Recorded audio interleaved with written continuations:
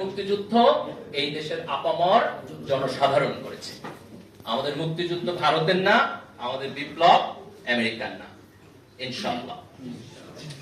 সম্মানিত ভাইরা, আজকে আমি আল্লাহ সুবহানাহু ওয়া তাআলার কাছে শুকরিয়া জ্ঞাপন করছি যে বাংলাদেশে এমন একটি রাজনৈতিক পরিস্থিতি তৈরি হয়েছে যেখানে এই দেশের মানুষ স্বাধীনভাবে, মুক্তভাবে তার মতামত প্রকাশ করতে পারছে, কথা বলতে পারছে এবং তার গণতান্ত্রিক অধিকার চর্চা করতে পারছে।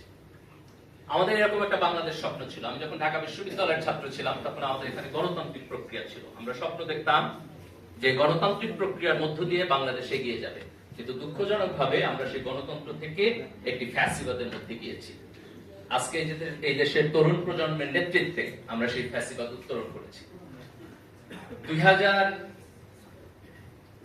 এই ইলেকশনের আগের ইলেকশন 2018 ইলেকশন, রাইট? 2018 ইলেকশনের পরে যখন আওয়ামী লীগের সরকার টিকে গেল, তখন এটা আমাদের গভীর আলোচনার বিষয় আসলো যে কিভাবে একটা অগণতান্ত্রিক সরকার একের পর এক নির্বাচন করে এই দেশে টিকে যাচ্ছে।